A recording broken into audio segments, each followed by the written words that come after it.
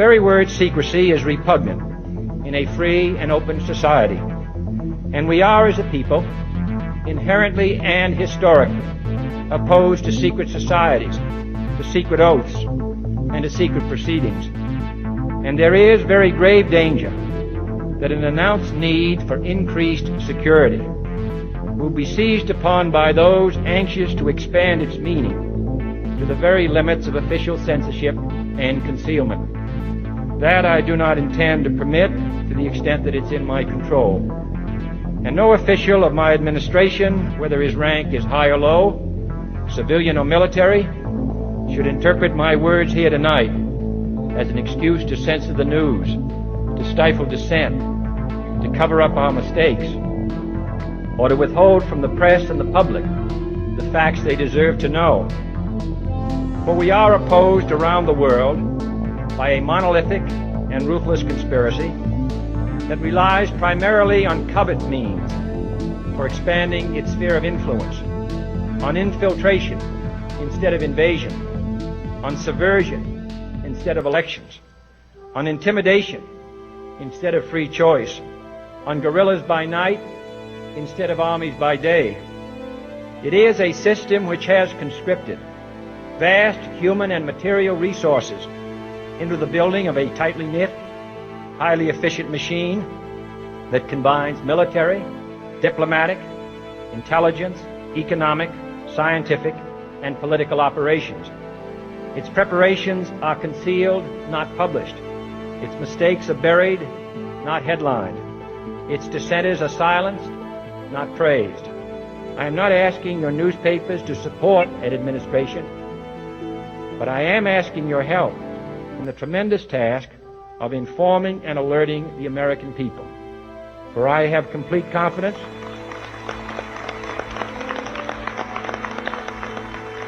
in the response and dedication of our citizens whenever they are fully informed. I not only could not stifle controversy among your readers, I welcome it. This administration intends to be candid about its errors. For as a wise man once said, an error doesn't become a mistake until you refuse to correct it. We intend to accept full responsibility for our errors, and we expect you to point them out when we miss them. Without debate, without criticism, no administration and no country can succeed, and no republic can survive. That is why the Athenian lawmaker Solon decreed it a crime for any citizen to shrink from controversy. And that is why our press was protected by the First Amendment, the only business in America specifically protected by the Constitution, not primarily to amuse and entertain, not to emphasize the trivial and the sentimental, not to simply give the public what it wants, but to inform, to arouse, to reflect, to state our dangers and our opportunities, confident that with your help, man will be what he was born to be, free and independent. Hola hermanos, que tengan un hiper mega saludazo con doble Z. Saludazo de Cusatón Aritmon. Bienvenidos a un nuevo video. Oramos hoy a nuestro Padre Celestial, Padre amado. Queremos ser tus hijos y por eso rogamos hoy, conviértenos en tus hijos. Así como el Padre es santo, tus hijos quieren ser santos para poder ser hijos tuyos, porque tú has probado que tu ley es justa, santa y buena. En nombre de Jesús, amén. ¡Wow, hermanos! Miremos este discurso del presidente John F. Kennedy.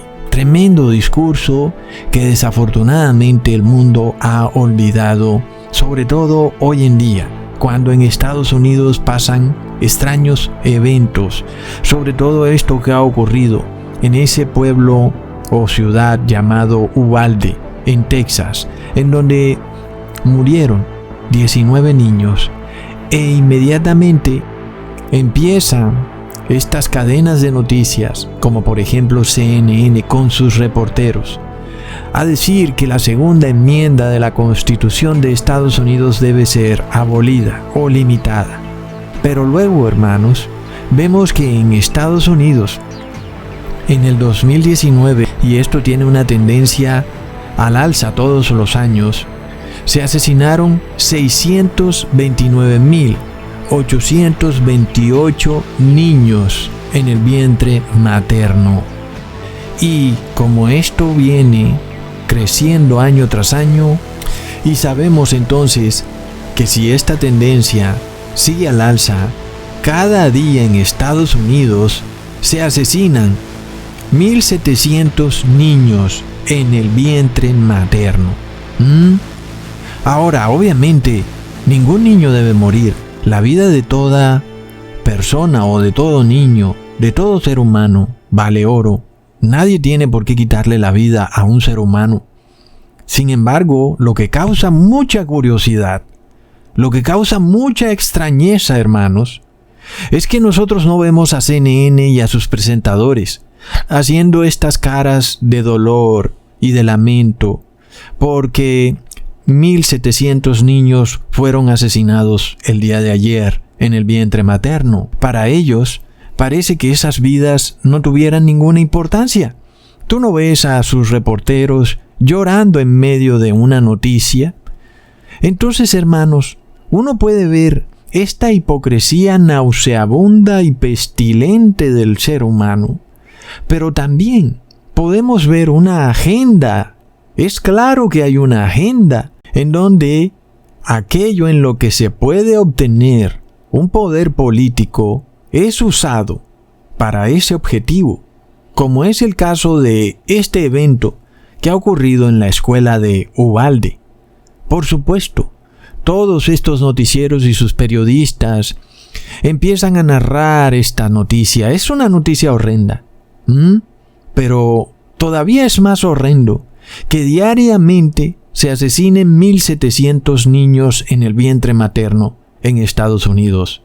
Pero eso no sirve para la agenda de destruir la segunda enmienda de Estados Unidos. Ahí está el meollo del asunto. Ahora, hay cosas muy extrañas sobre lo que ha ocurrido en Uvalde. Por ejemplo, esto que me envía un suscriptor, en donde podemos ver estos logos masónicos que aparecieron en gorras de personas o en los carros mientras se cubría la noticia. Y podemos ver muchas cosas extrañas en lo que ocurrió en Uvalde. Pero bueno, vamos a dejar eso a un lado. En este video nos vamos a enfocar en esta agenda extraña, una agenda clara, en donde estos sucesos son usados específicamente para derribar la segunda enmienda de la Constitución de Estados Unidos. Y de nuevo, la vida de todo niño es importante, por supuesto. Si hay alguna manera de prevenir que algún niño sea asesinado, pues hay que buscarla. Pero ¿necesitamos destruir la Constitución de una nación para proteger la vida de un niño? ¿O será que se pueden hacer otras cosas?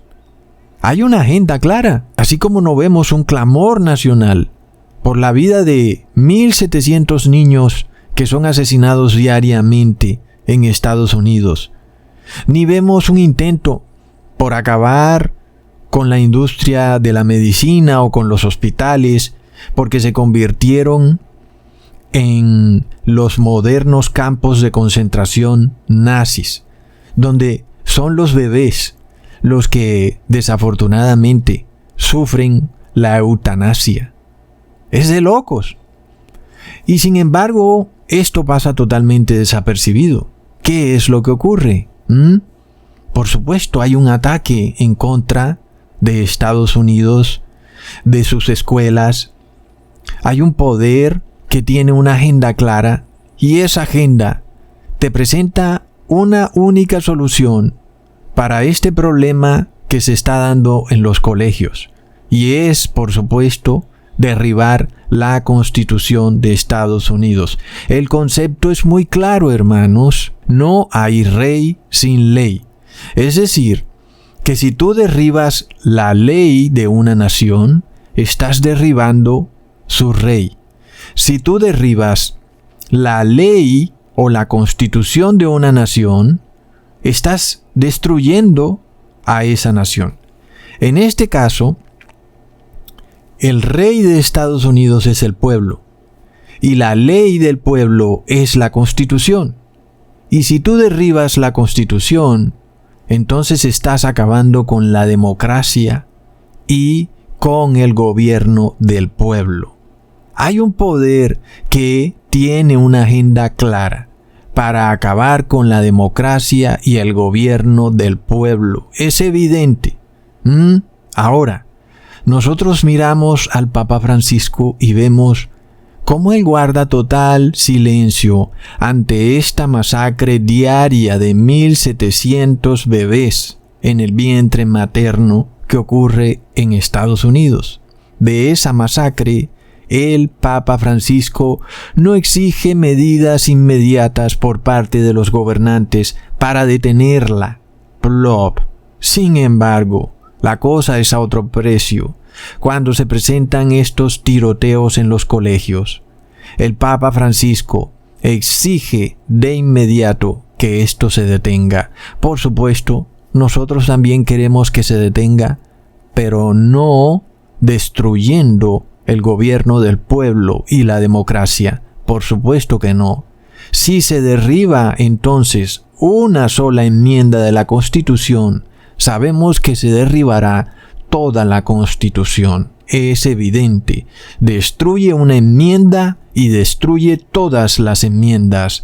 Si tú declaras que una enmienda de la Constitución ya no es absoluta, sino que es limitada, todas las enmiendas de la Constitución ya no serán absolutas, sino limitadas, lo cual significa que la Constitución podrá ser interpretada de una forma relativa, de acuerdo a la conveniencia, y no tal y como está escrito en la Constitución. En este caso, la Constitución declara, por ejemplo, que un ciudadano americano puede tener el derecho a portar armas, y eso es absoluto. Es decir, que nadie te lo puede prohibir. Pero si eso se vuelve relativo, de repente, entonces te lo pueden prohibir por una excusa o por la otra, y entonces, evidentemente, al limitar alguna enmienda de la Constitución, lo único que se está haciendo es colapsando esa enmienda. Si se colapsa o destruye una enmienda, se destruyen todas. Si se destruye la Constitución de Estados Unidos, colapsa el gobierno de la gente y de la democracia. No hay ya más derechos humanos, no hay ya más libertad de expresión o de religión. Así de sencillo. Entonces, hermanos, ¿qué poder es el que quiere derribar la Constitución de Estados Unidos? Es la pregunta que vamos a tratar de resolver en este video. Porque evidentemente estamos ante dos tragedias. Una tragedia ya ocurrió, desafortunadamente y lamentablemente murieron 19 niños, pero hay una tragedia, un genocidio que ocurre diariamente en Estados Unidos. 1.700 niños son asesinados diariamente en el vientre materno.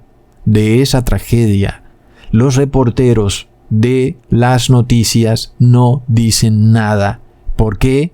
Porque no pueden usarla para derribar la Constitución de Estados Unidos. Es de locos. Entonces, estamos mirando un ataque frontal en contra de una nación que defiende los derechos humanos, la democracia, y que todos los seres humanos somos iguales ante Dios y ante la ley. Este enemigo que tiene Estados Unidos no es ya un ejército militar del que nosotros vemos, por ejemplo, en Rusia versus Ucrania, sino que es un enemigo mucho más astuto, que se ha integrado a la sociedad de Estados Unidos, que se ha organizado y que tiene la capacidad de llevar operaciones de espionaje masivos y clandestinos dentro de Estados Unidos. Y por eso, hermanos, en este video vamos a tratar de entender quién es este enemigo que quiere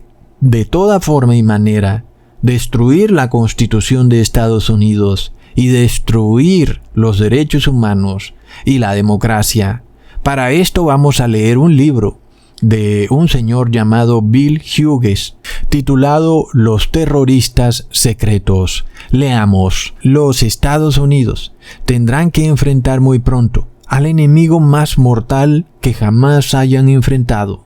Este enemigo no solo se trata de el ejército militar enemigo que usualmente ha tenido que enfrentar, sino de uno que posee la organización y la capacidad de llevar a cabo operaciones de espionaje masivos y clandestinos dentro de los Estados Unidos.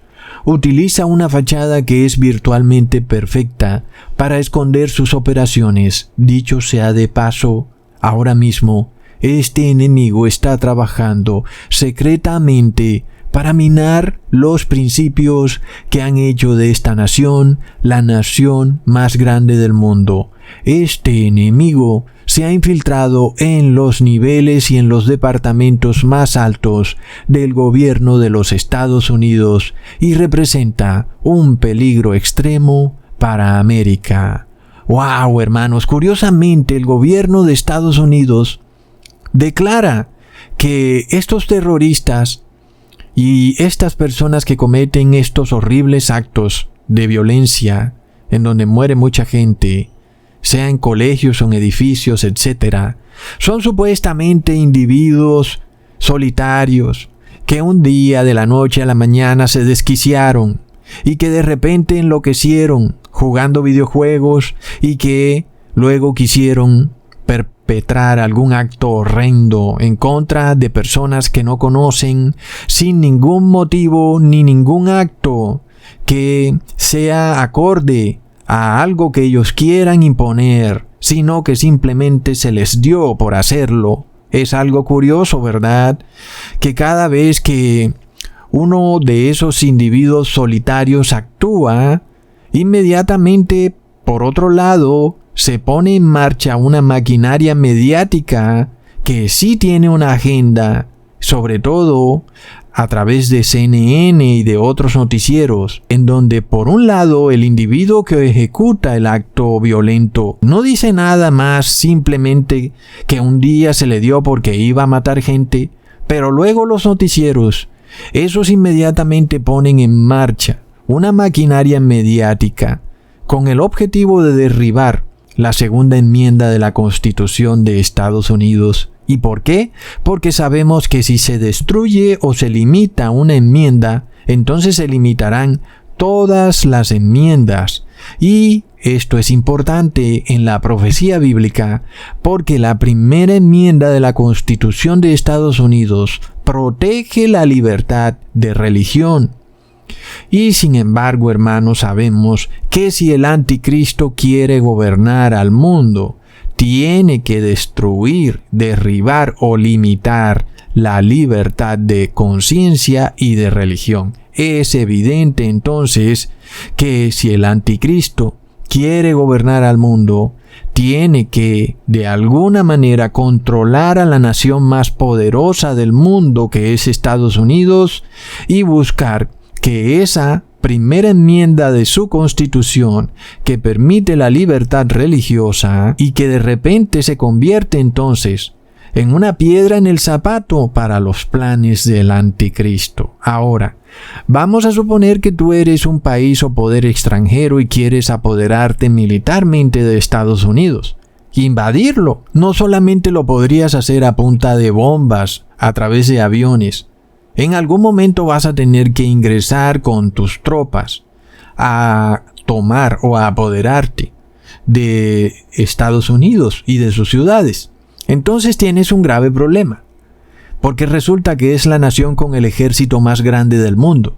No hablo de sus fuerzas armadas, cuyos miembros pueden estar en 1 millón de personas, sino del ciudadano común, el cual está armado, y por tanto, si sumamos cada ciudadano de Estados Unidos armado, eso nos da un ejército de 300 millones de soldados armados dispuestos a defender su país.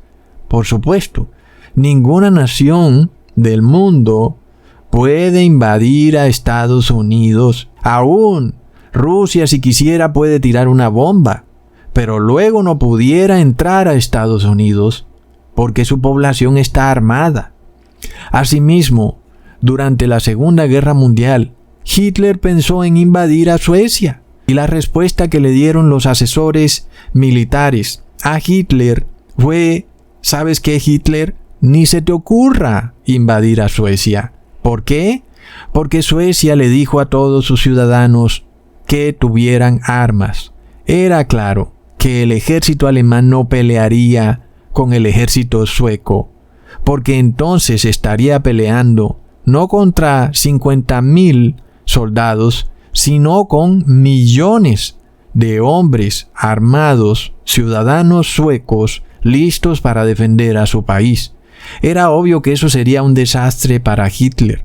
Entonces pasaron la noticia de que Suecia se mantuvo al margen como un estado neutral en la guerra recontra Megaplop, y Hitler siguió su camino, invadiendo otras naciones de Europa.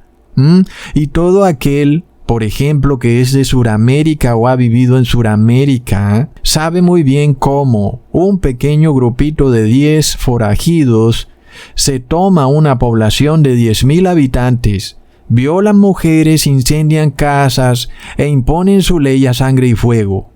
Y esto lo pueden hacer fácilmente en Suramérica. Estos grupillos, llámalos narcos, guerrilleros, de extrema derecha, como quieras. Esto es lo que han hecho en Suramérica, aprovechándose de que hay una población desarmada. A ver cómo sería la cosa si esos 10,000 habitantes de ese pueblecillo estuvieran armados. ¿Qué pasaría cuando llegaran esos 10 forajidos a tratar de tomarse ese pequeño pueblecillo? Por supuesto, hermanos, que el pueblo gana, ¿ok? El gobierno del pueblo gana. Y los poderes ocultos que mandaron a esos 10 hombrecillos armados a apoderarse del pueblo pierden. Plop. Pero, hermanos, en este mundo eso jamás va a ocurrir, porque en este mundo no hay justicia, ¿ok? Entonces, saquémonos esa idea de la cabeza, porque eso no va a pasar. A nosotros lo que nos compete en este video es entender la ruta del anticristo para salvarnos de la perdición que viene a este mundo. Porque el anticristo se oculta tras una fachada perfecta. A través de esa fachada, él quiere apoderarse de Estados Unidos porque es una nación que en su constitución tiene al pueblo como ganador, y no como en los otros países del mundo, donde el pueblo es humillado por un pequeño grupillo de narcos, forajidos, guerrilleros, etcétera, delincuencia común, grupillos de extrema derecha, etcétera, etcétera. Leamos lo que dice el señor Bill Hughes. El Congreso de Viena era una conspiración secreta contra los gobiernos populares, a quienes los altos partidos anunciaron al final del Congreso que ellos habían conformado una alianza santa. Esto era solo un manto debajo del cual se escondieron para engañar a la gente. El Congreso de Verona tuvo como propósito principal la ratificación del artículo 6 del Congreso de Viena, que en resumen era una promesa para prevenir o destruir a los gobiernos populares donde quiera que se encontraran y restablecer la monarquía en aquellos lugares donde la misma se hubiese echado a un lado. Y sigue diciendo el libro: el senador Owen no era el único que sabía acerca de esta conspiración en contra de la libertad de América y de su constitución.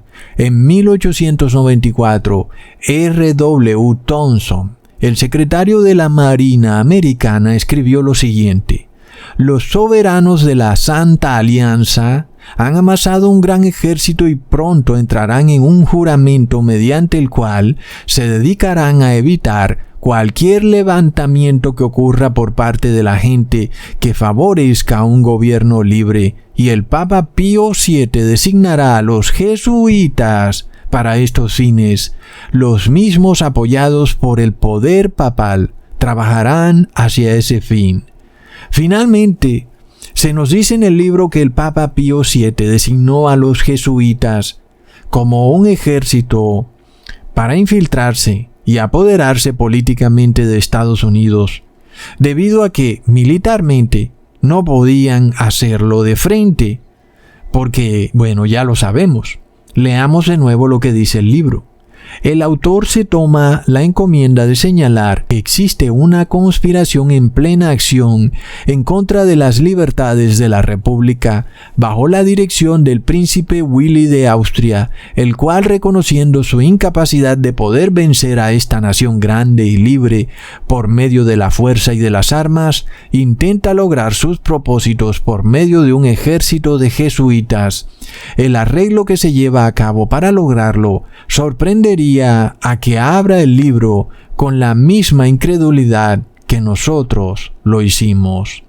Esto, aunque oculto a la persona del común, no debería asombrar a nadie, hermanos. Los jesuitas son una organización militar, lo dice Wikipedia. Por supuesto, eso es totalmente antidemocrático. Es una cosa hecha en nuestros talleres artísticos acá. Todo el problema masónico de indígenas les va a interesar. Todo el problema masónico de indígenas les va a interesar. Todo el problema masónico de indígenas les va a interesar. Y ellos buscan por todos los medios posibles, sean legales o ilegales, de restaurar el poder del Papa de Roma como gobernante mundial, lo que se conoce como, en términos proféticos, la sanación de la llaga o herida de muerte que recibió la bestia de Apocalipsis 13, correspondiendo eso cuando al Papa le ocurrió un golpe político, cuando el emperador Napoleón Bonaparte envió a su general Berthier a despojar al Papa de esa posibilidad de poder perseguir herejes, y en este caso también de quitar y poner reyes. Y como es apenas obvio, hermanos, si este video yo lo estuviera haciendo en la Edad Media o escribiendo un libro y el Papa tuviera ese poder, pues ya estaría en la hoguera.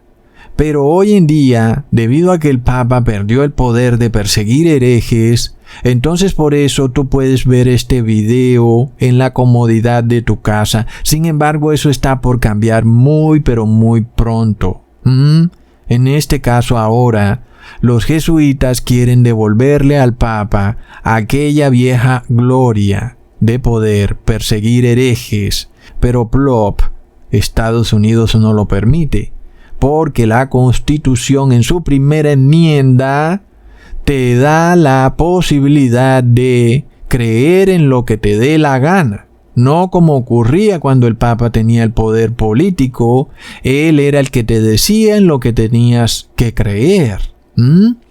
Entonces, ahí es donde está el problema, hermanos. Por eso es que vemos esta agenda horrenda en Estados Unidos, en donde todo este poder mediático es enfocado en derribar la segunda enmienda. ¿Y por qué? Porque si derribas la segunda enmienda, vas a derribar la primera enmienda. Es obvio, hermanos. Entonces leamos lo que dice el libro. ¿Necesitan los americanos saber quiénes son los jesuitas? Ellos son una sociedad secreta, un tipo de orden masónica, con características añadidas de un odio repugnante y 1000 veces más peligroso. Ellos no son únicamente sacerdotes o de un credo religioso particular. Se disfrazan como comerciantes, abogados, editores y hombres de cualquier profesión que no poseen ninguna insignia exterior por la cual no pueden ser identificados. Por tanto, se presentan como ángeles de luz o como ministros de las tinieblas, todo con lograr su propósito final. Todos ellos son personas educadas, preparadas y habiendo jurado comenzar en cualquier momento y en cualquier dirección y para llevar a cabo cualquier servicio comandado por el general de su orden, no están atados a sus familias, a sus comunidades o a sus países por los lazos que atan a cualquier hombre común. Están comprados de por vida a la causa del pontífice romano. Ahora, estas cosas son históricas. Aquí no estamos ante teorías de conspiración. sabemos que la Iglesia Católica es la que dirige la orden secreta de la masonería, la cual opera en cada ciudad de cada país del mundo, aglutinando a sus líderes y gobernantes en esta secta secreta para subyugarlos y obligarlos a que le obedezcan. Una instancia tan importante de la masonería. Y me siento además muy honrada por este reconocimiento que me han entregado, este hermoso galvano con esta imagen, ¿no?, de la autoconstrucción. Como lo decía el gran maestro, la verdad que la cultura masónica, como ustedes saben, es algo conocido para mí y sus valores fueron también determinantes en mi formación. Por eso, en momentos como estos, siempre me acompaña el recuerdo de mi padre. Ahora, creo yo que el año pasado, cuando estuve de visita aquí, hice un recuerdo que tal vez es algo informal, pero el miembro de la masonería muy activo era mi abuelo materno. Y cuando mi padre le fue a pedir la mano a mi madre, mi abuelo materno le dijo: mire, ingresa a la masonería y después conversamos. Aliados en la construcción de un nuevo orden mundial, Lo despedimos porque esto es como una despedida con gratitud, con gran amistad. Usted siempre tendrá los brazos y los corazones de Colombia abiertos para usted, para su familia. Siempre será un gran amigo de Colombia. Le agradezco mucho. ¿Ustedes saben qué son los masones? No me escuchar. San Martín, nuestro padre de la patria, es la masonería de la logia y Lautaro. La masonería son grupos, ¿cómo les podría explicar, los chicos? Que se unen con un objetivo común, son todos miembros y responden a un objetivo. El Congreso de la República y la Presidencia del Congreso, sirvan de saludar a cada uno de ustedes a este acto de condecoración tan importante. Hablar de la logia masónica es hablar de hombres de bien, de hombres de principio, de valores, personas que tratan de construir una sociedad más justa, más equilibrada. Pero ser el gran maestro no solamente significa representar a una institución. En una pirámide en donde más estamos tratando de representar la actitud y la visión de los empleados que trabajamos en Bancomer, que es ver hacia adelante, ver hacia arriba y buscar la excelencia y la perfección en el servicio a nuestros clientes.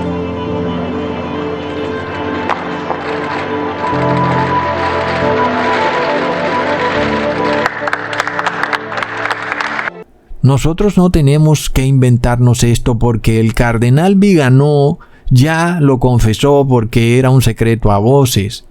La Iglesia Católica tiene una orden secreta llamada masonería, ¿ok? Así que no digas que esto es teoría de conspiración. Ahora, de nuevo volvemos al símbolo masónico que apareció en el evento de Uvalde en Texas. Tú saca tus propias conclusiones. Porque se hace referencia a que la orden jesuita es una orden masónica. Por tanto, entendemos que estamos de nuevo ante un ataque a la Constitución de Estados Unidos. ¿Y por qué? Ya te lo expliqué. Porque es el único país que en su primera enmienda defiende a capa y espada la libertad religiosa. Ahí es donde está el problema, porque para la Iglesia Católica la libertad religiosa es un exabrupto. No es apenas obvio, es que ella en la Edad Media perseguía a cristianos que no obedecían sus dogmas y los llamaba herejes. ¿Acaso esperabas tú que la Iglesia Católica hubiera cambiado? Y tú dices, oh, sí cambió porque ahora ella no persigue a herejes. Pero ese es el tema, no los persigue porque jurídicamente no puede hacerlo, porque la Constitución de Estados Unidos se lo prohíbe legalmente. Leamos de nuevo en el libro. El Vaticano condena la Declaración de Independencia como perversa y llama a la Constitución de los Estados Unidos un documento satánico. Ahora, tal vez alguien dirá que yo estoy haciendo este video con libros de conspiración y que todo es un invento, pero los presidentes de Estados Unidos en los años 1800 sabían muy bien que el Vaticano odiaba con todas sus fuerzas los valores democráticos de Estados Unidos. Leamos. Tendremos nosotros una cantidad increíble de ellos aquí alrededor de nosotros, con tantos disfraces que únicamente el rey de los gitanos puede ponerse. Se visten de pintores, de publicadores, de escritores y hasta de maestros. Si ha habido alguna vez un grupo de hombres que merezca la condenación eterna tanto en la tierra como en el cielo, es la sociedad de Loyola, los jesuitas, George Reimer, The New Jesuits. Luego leamos lo que dijo Napoleón Bonaparte sobre los jesuitas. Napoleón Bonaparte hizo la siguiente declaración: los jesuitas son una organización militar, no una organización religiosa. Su jefe es un general del ejército y no un simple sacerdote o un abad de un monasterio. La meta de esta organización es el poder en su forma más déspota, poder absoluto, poder universal, poder para controlar el mundo por la voluntad de un solo hombre. El jesuitismo es el más absoluto de los despotismos y la misma a la vez el mayor y el más enorme de los abusos. Ahora ya vimos lo que dijo el presidente John Adams y ahora vemos lo que dijo Napoleón Bonaparte. ¿Será que ellos eran teoristas de la conspiración? Pero curiosamente también vimos la noticia en la cual el Papa Francisco desea convertirse en el presidente del mundo, recontra plop. Y también dijo que para entenderlo a él había que leerse el libro El Señor de este mundo, recontra mega plop. Ahora, para colmo de males, se dice que los jesuitas estarían detrás del asesinato de muchos presidentes en Estados Unidos. Se habla de Abraham Lincoln, de William McKinley, de James Garfield, de William Henry Harrison. ¡Es de locos! Luego, además del Congreso de Viena, se realizaron 2 congresos más, en donde los poderes europeos y el Vaticano acordaron un plan para apoderarse de América. Leamos. El primero de ellos se llevó a cabo en Verona, en 1822. Durante ese congreso se decidió que América sería el blanco de los emisarios jesuitas y que América sería destruida a cualquier precio.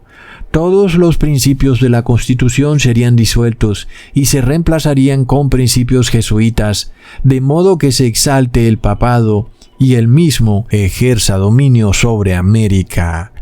El siguiente congreso que se realizó para tratar de destruir Estados Unidos fue en la población de Chieri, en Italia. Leamos. En el 1825, unos 11 años después del avivamiento de la orden jesuita, se llevó a cabo una reunión secreta con los líderes de los jesuitas. La misma se llevó a cabo en Chieri, Italia, cerca de Turín, en la parte norte. En ese encuentro se discutieron planes para el avance del poder papal en todo el mundo, la desestabilización de gobiernos que representaran obstáculos y la obstrucción de cualquier esquema que se impusiera en su camino y sus ambiciones. Esa es nuestra meta, los imperios del mundo. Ahora tú dirás, ¿cómo se supo esto? ¿No será esto tal vez un chisme? Pero resulta que esto se supo porque a esos congresos asistió el ministro británico de Asuntos Exteriores y fue él quien alertó al gobierno americano. Sigamos leyendo. Estas 3 reuniones en Viena, Verona y Chieri se llevaron a cabo con la mayor secretividad posible. Sin embargo, un hombre que asistió a las 2 primeras reuniones no pudo guardar silencio. El ministro británico de Asuntos Exteriores contactó al gobierno de Estados Unidos para advertirles que los monarcas de Europa estaban planificando destruir las instituciones libres de América. Hermanos, estamos hablando de historia verdadera, pero que ha sido escondida por los católicos. En sus escuelas y universidades esto no se enseña. Y ellos son dueños de 268,000 escuelas y universidades. Luego, hermanos, nosotros recordamos algo que se llama Doctrina Monroe. Esto es historia. En 1823 el presidente Monroe decretó su doctrina Monroe. Y esto lo leemos en Wikipedia. La doctrina Monroe, sintetizada en la frase América para los americanos, fue elaborada en 1823 en Estados Unidos por John Quincy Adams y atribuida al presidente James Monroe. Establecía que cualquier intervención de los europeos en América sería vista como un acto de agresión que requeriría la intervención de los Estados Unidos de América. La doctrina fue presentada por el presidente Monroe durante su 6º discurso al Congreso sobre el Estado de la Unión.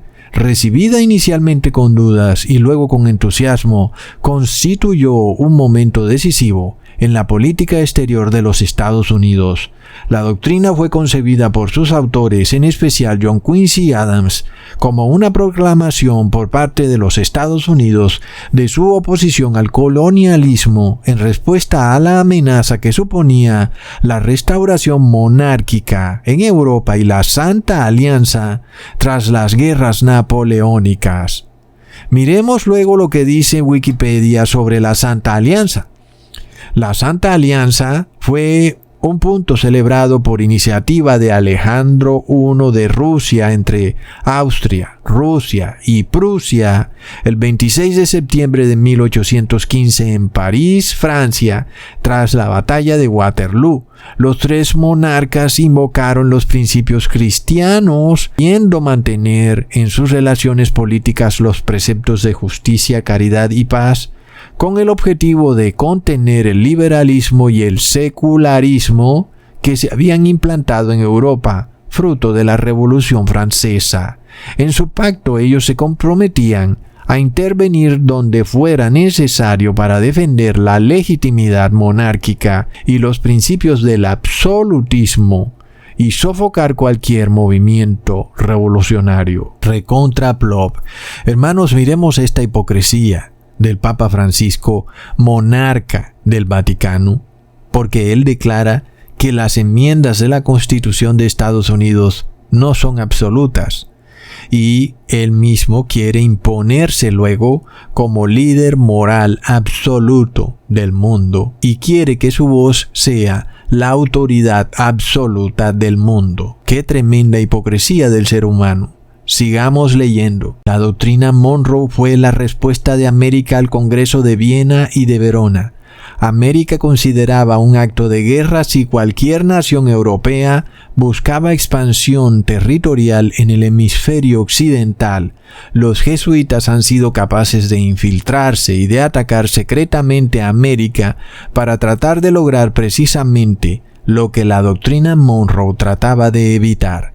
Han podido lograrlo porque lo han hecho secretamente y bajo la fachada de ser una iglesia. Sigamos leyendo entonces una carta del presidente Monroe en donde Thomas Jefferson le hace las siguientes observaciones. La pregunta que me presentas en las cartas que me has enviado es la más profunda que me han hecho después de la relacionada con la independencia.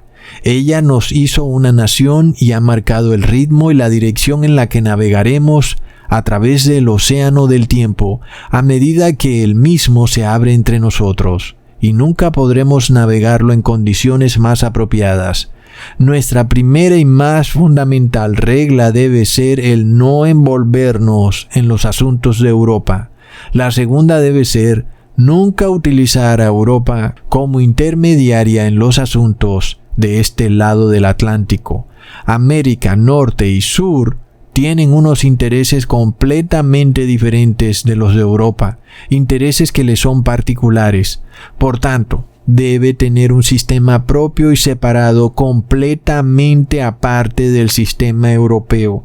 Aunque los europeos traten de convertirse en el hogar del despotismo, nuestra tarea debe ser hacer de nuestro hemisferio un hemisferio de la libertad. Nosotros debemos declarar nuestra protesta en contra de las violaciones atroces, en contra de los derechos de las naciones, por la interferencia de cualquiera en los asuntos internos de la otra. intervención que comenzó con Bonaparte y que hoy en día continúa de parte de aquellos que llevan a cabo alianzas ilegales, llamándose a sí mismos santos. Miremos esto, hermanos. En ese caso, el presidente Thomas Jefferson está diciendo que América no debía involucrarse en las guerras de Europa.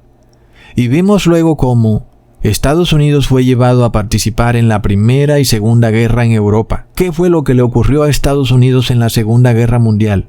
Luego de que Estados Unidos vence a estas naciones europeas, lo que ocurrió luego es que Estados Unidos firma la redacción de una nueva Constitución Universal llamada la Constitución de Derechos Universales, en donde ahora se había redactado un gobierno supranacional global y que ahora Estados Unidos quedaba sometido a esa Constitución supranacional global de la ONU.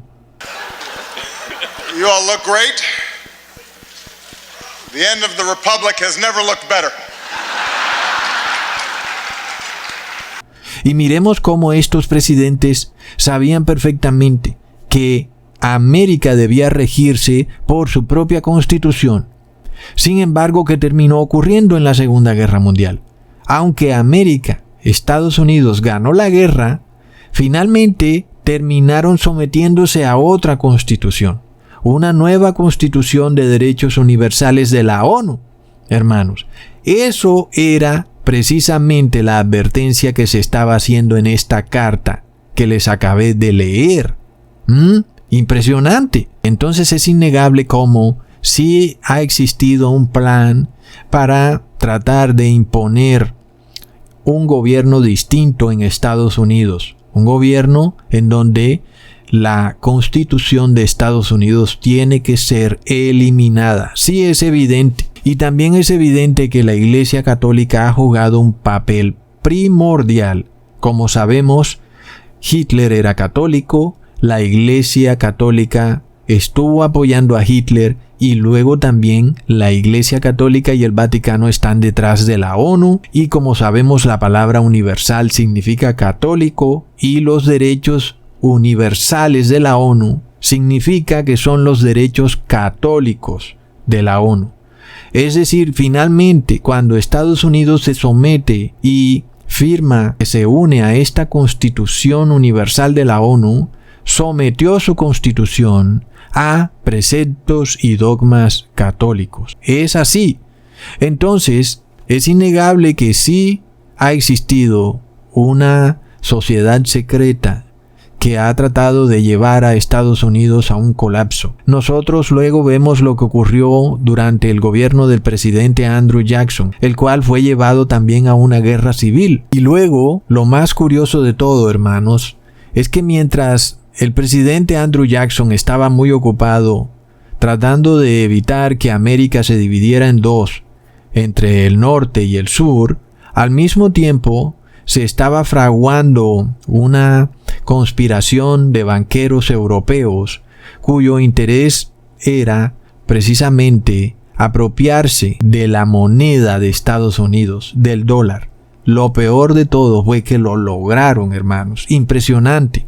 Recordemos la frase del barón Rothschild, quien dijo: «Dame el control del dinero de una nación y no me importa quién haga sus leyes». Fue así como mientras el presidente Andrew Jackson estaba ocupado en la guerra civil, se empezaba a fraguar el concepto de un banco central en Estados Unidos que no sería propiedad del gobierno, sino que sería controlado por banqueros europeos.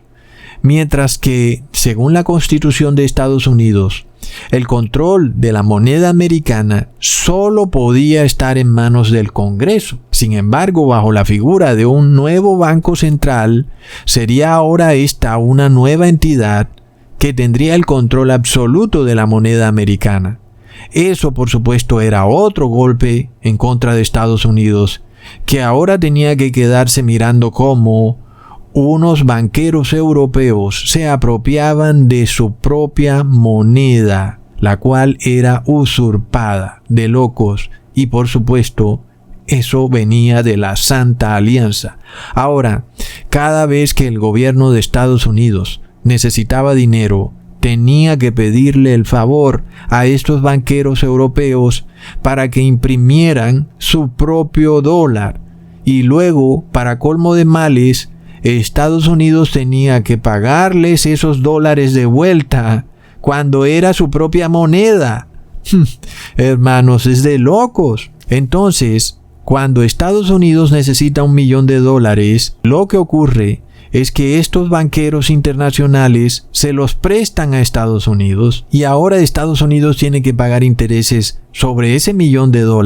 Ahora imagínate que la deuda que ya lleva Estados Unidos con esos banqueros internacionales es de $29 trillones. Plop. ¿Será que se va a quebrar Estados Unidos? Luego, hermanos, recordemos lo que dice Proverbios capítulo 22, versículo 7.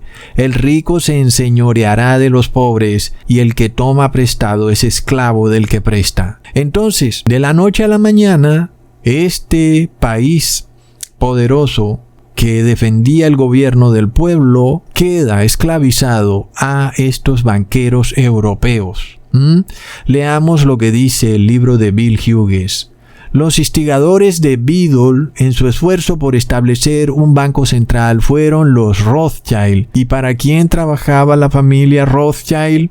Consciente de que los Rothschild eran una familia judía importante, les busqué en una enciclopedia judaica y descubrí que ellos poseen el título de ser los guardianes del tesoro del Vaticano. El nombramiento de Rothschild le ofreció al papado negro una privacidad y una secretividad financiera absoluta. ¿Quién pensaría que una familia judía ortodoxa fuese la clave de las riquezas de la Iglesia Católica Romana? F. Topper Sassi, Gobernadores de la Maldad. Entonces, hermanos, miremos lo que se decía en aquellas épocas del establecimiento de un banco central. Leamos. Este banco tiene muy poco en común con nuestra nación. No representa él mismo una causa de temor al pensar en la pureza y la paz de nuestro proceso eleccionario y en la independencia de nuestro país en guerra. El tener control de nuestro dinero, el recibir el dinero público y el mantener a miles de nuestros ciudadanos en un estado de dependencia sería peor y más peligroso que cualquier enemigo militar y naval. Herman E. Cross, Documentary History of Banking and Currency in the United States. Es apenas obvio, hermanos. De repente, Estados Unidos tiene que pedirle permiso a un poder extranjero para obtener su propio dinero. Es apenas obvio que Estados Unidos empezaba a perder esta batalla no contra ejércitos militares, no contra barcos o aviones, sino contra un poder secreto que tras bambalinas se apropió, usurpó su propia moneda. Impresionante. Por esto es que hoy se dice que la Reserva Federal no es ni federal ni reserva. Este banco central llamado Reserva Federal no guarda oro y tampoco es propiedad de Estados Unidos, sino que es propiedad de estos banqueros internacionales masónicos al servicio del Vaticano. Entonces, en ese tiempo, todas estas personas sabían muy bien lo que estaba ocurriendo. El presidente Andrew Jackson se ganó el odio de estos poderosos enemigos de Europa que querían luego matarlo, y en 1835 se llevó a cabo este intento de asesinato, pero no tuvo éxito. Luego, en 1841, se posiciona el noveno presidente de Estados Unidos, William Henry Harrison, el cual declaró un discurso que no era tampoco muy amigable con los deseos del Vaticano, algo muy similar al discurso del presidente Kennedy, en donde él decía que no estaba dispuesto a que el Vaticano mandara en Estados Unidos. Leamos lo que dice el discurso del presidente Harrison.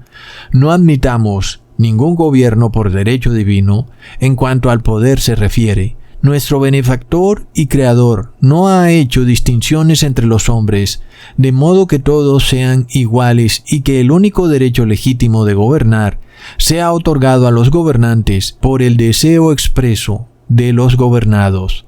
Burke y McCarthy, de Suppressed Truth, about the assassination of Abraham Lincoln. Es obvio, hermanos, las palabras del presidente Harrison eran un portazo a las monarquías absolutistas europeas, en especial a esta gran teocracia vaticana que quiere imponerse sobre todo el mundo, la cual declara que hay un ser ungido que viene de Dios y el resto somos seres humanos de menor categoría que tenemos que obedecerle a ese otro ser humano.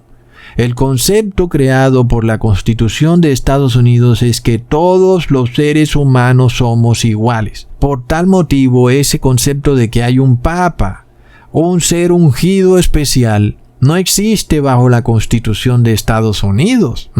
Entonces vemos el problemilla que tiene el Papa Francisco con esa Constitución. Esa Constitución tiene que ser derribada para que de nuevo se instaure este tipo de monarquía absolutista en donde tú como ciudadano tienes que obedecer los dogmas de otro ser humano que se declara ungido por Dios. Entonces, hermanos, el presidente Harrison, cuando declaró ese discurso, en ese mismo día firmó su sentencia de muerte. Leamos, solo 1 mes y 5 días después, el cuerpo muerto del presidente Harrison estaba en la Casa Blanca. Murió envenenado con arsénico que le fue administrado por los representantes de Roma. Se había cumplido el juramento de los jesuitas, el cual dice: yo prometo y declaro que lo haré cuando se presente la oportunidad. Haré guerra secreta o abierta en contra de todos los herejes, protestantes y liberales, según se me dirija a hacerlo, a extirparlos o a exterminarlos de la faz de la tierra. Es tremendo, hermanos. Esto es real. Esto no es algo inventado. Esto lo conocían los altos líderes del gobierno de esa época de Estados Unidos. Leamos de nuevo lo que dice el libro. Por casi 1000 años, los papas católicos pensaban que ellos gobernaban por derecho divino, que su poder venía directamente de Dios y que todos los hombres tenían que inclinarse ante su autoridad y control. Si un gobernante no sometía su posición y su país en las manos del papa, esa persona no tenía el derecho a gobernar. Cuando Harrison dijo no admitimos ningún gobierno por derecho divino, él estaba declarando que ni él ni los Estados Unidos se someterían al control del Papa. Para el Papa y sus malvados jesuitas, esta declaración fue una bofetada en el rostro que consideraba debía lidiarse con ella inmediatamente. Es tremendo, hermanos. El próximo presidente envenenado por los jesuitas sería el presidente Zachary Taylor, quien declaró que Estados Unidos debía siempre permanecer unido, como unos estados de la Unión. Por supuesto, los jesuitas necesitaban dividir a Estados Unidos de toda forma y manera, porque esa es otra opción para derribar su constitución. Leamos, no solo elegiremos al presidente, sino que dominaremos a los ejércitos. Escogeremos los hombres para la marina y tendremos las llaves del tesoro nacional. Entonces sí, gobernaremos a los Estados Unidos y lo pondremos a los pies del vicario de Jesucristo para que le ponga fin a su sistema de educación que se encuentra ausente de Dios y a sus leyes impías de libertad de conciencia que son un insulto a Dios y al hombre. Charles Chiniquy. Es claro, hermanos. El problema que tiene Estados Unidos es que tiene una ley que permite la libertad de conciencia. Las escuelas públicas de Estados Unidos permiten la libertad de conciencia. Ahí es donde viene el problema de lo que está ocurriendo. Tremendo, hermanos. Entonces, ¿qué ocurre? Como vemos, el anticristo tiene un problema con Estados Unidos. Sus leyes permiten la libertad de conciencia. Su sistema de educación público le enseña a sus niños a tener libertad de conciencia. Y en parte, el anticristo acusa a Estados Unidos diciendo que el problema de moralidad y estos eventos catastróficos que ocurren en Estados Unidos se deben por permitir la libertad de conciencia. Y él dice que si él gobernara en Estados Unidos, él haría que la Constitución y algunas enmiendas de la Constitución de Estados Unidos fueran limitadas. Es decir, la segunda enmienda debería ser limitada y luego la primera enmienda debería ser limitada. De esta manera, el anticristo estaría logrando ese objetivo de imponer su teocracia monárquica, en donde el ciudadano terminaría obedeciendo sus dogmas religiosos, algo que es contrario a la Constitución de Estados Unidos, pero que ahora, a través de estos desastres terroristas que están ocurriendo en estos colegios, se convierte en un problema para su nación. Entonces, es como si le dijeran a Estados Unidos: mira, tu constitución es el problema. Tu constitución debe ser modificada o si no van a seguir existiendo estos desastres terroristas en tus escuelas. Plop. Y mientras tanto volvemos al señor Chiniquy, un sacerdote que en aquellos años se quejaba de que se vendiera licor por todas partes porque, según él, la mayoría de sacerdotes católicos andaban borrachos y convertidos en bebedores sociales. Sin embargo, ese reclamo que este sacerdote honesto hizo, lo hizo merecedor, entre comillas, de que el obispo de Chicago fraguara contra él una treta en la que este sacerdote Chiniquy supuestamente habría hecho algo indecente en contra de una mujer. Algo que la Iglesia Católica sabía hacer en la Edad Media muy bien, cuando tomaba a los verdaderos cristianos y los calumniaba de brujos y hechiceros. Ahora, en los años 1800, de nuevo, un sacerdote católico que no estaba de acuerdo con la inmoralidad de la Iglesia Católica, se ganaba otra calumnia, la calumnia en la cual él era el inmoral. Ahora, esto no acaba, hermanos. Imagínense lo que pueden hacer hoy en día contigo, por ejemplo, si tienen tu ADN, y luego pueden tomar tu ADN y ponerlo en la horrenda escena de un terrible y pavoroso crimen, tal vez en contra de un niño.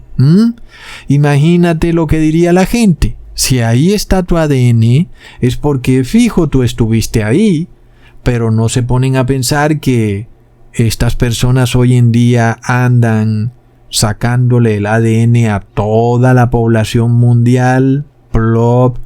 Y bueno, también viene otro problema, cuando hoy pueden usar tus mismas fotos que has subido en las redes sociales y pueden hacer que tú hables algo, o pueden ponerla en otro cuerpo y pueden hacerte ver que estás haciendo algo.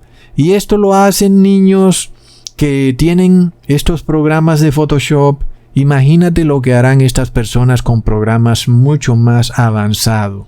Entonces, las terribles calumnias que vivieron esas personas se volverán a repetir en estos últimos tiempos. El señor Chiniquy, sin embargo, trató de buscar abogados que lo defendieran, pero ninguno quería porque sabían que se ganarían de enemigos a la Iglesia Católica.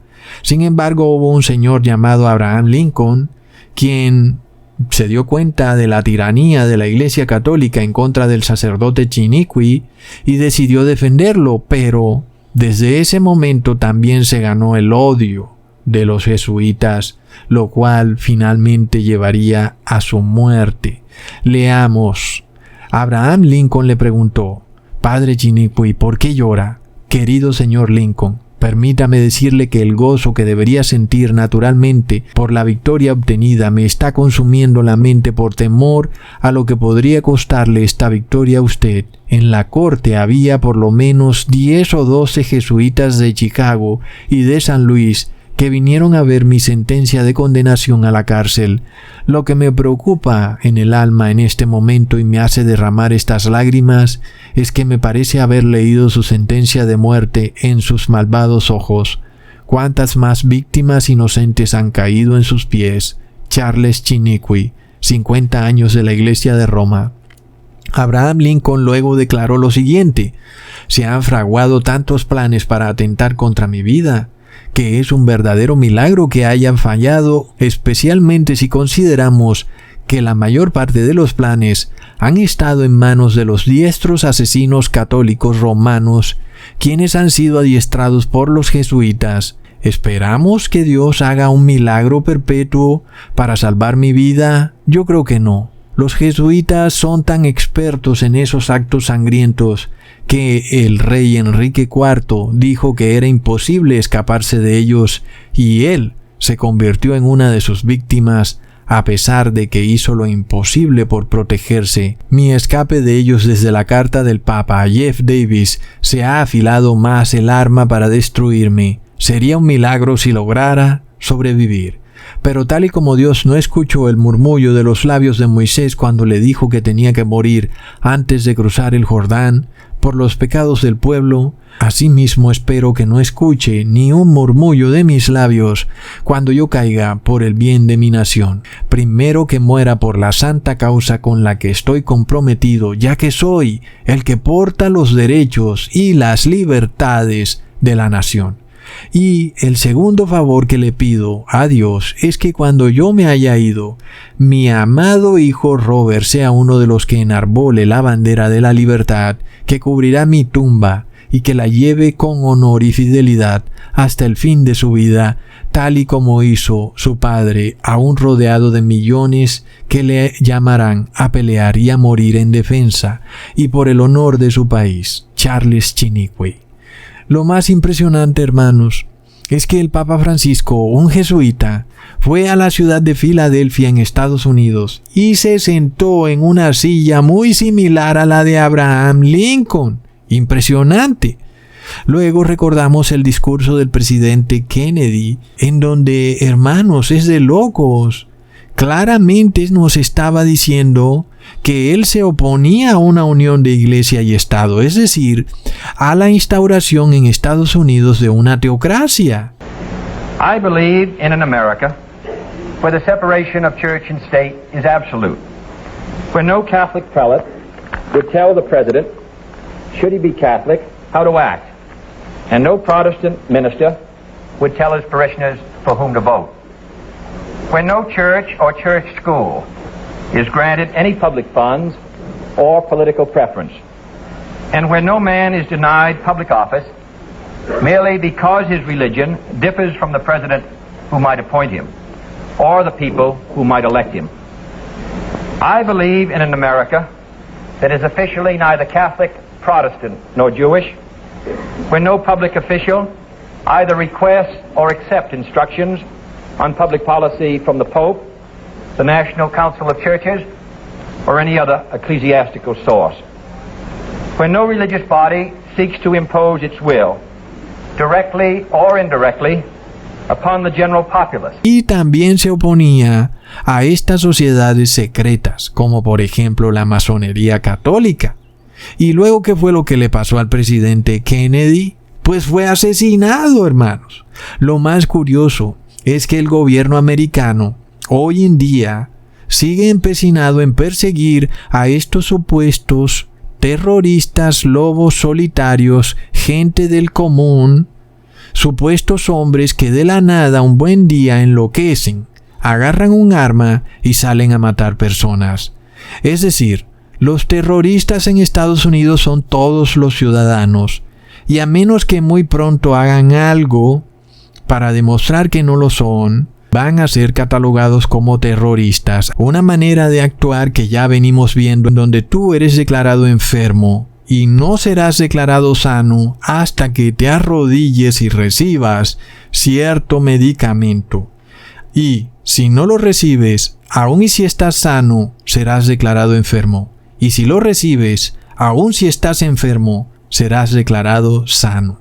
Y esto lo estamos viendo porque en Estados Unidos se empieza a formar esta horrible teocracia. Está claro, hermanos, que hay un modus operandi. Están claros los discursos de estos presidentes que han dicho que se oponen a la formación de monarquías teocráticas, a gobiernos de ungidos por el Espíritu Santo, a poderes que no respetan la libertad de conciencia, el gobierno del pueblo. Está clarísimo. Y, hermanos, no podemos negar Estados Unidos ya perdió esta guerra en contra de este poder misterioso que se ha disfrazado tras de una fachada de santidad. Es claro que ya perdió la guerra. Es claro que Estados Unidos debe 29 trillones de dólares a este poder. Es claro que ya este poder controla la milicia y los ejércitos de Estados Unidos, sean legales o ilegales. Y por tanto, hermanos, es claro que el Papa de Roma muy pero muy pronto cumplirá su sueño de convertirse en el presidente del mundo, instaurando en el mundo una monarquía, una teocracia absoluta, imponiéndole a cada ciudadano una marca, sea pobre, sea rico, sea capitán, libre o esclavo, recibirá la marca de la bestia y no habrá forma de evitarlo a menos que tú te arrepientas de todos tus pecados y salgas de Babilonia. Así que de nuevo repito, no hay nada que puedas hacer para evitar esto porque esto estaba profetizado en la Biblia. No hay manera. De nada te sirven a ti protestar, salir a las calles. Lo único que tú puedes hacer es arrepentirte, porque ya estamos en las últimas de esto.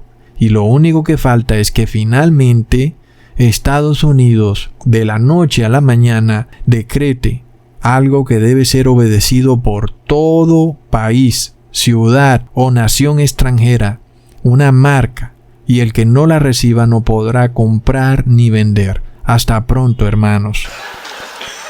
You all look great. The end of the republic has never looked better.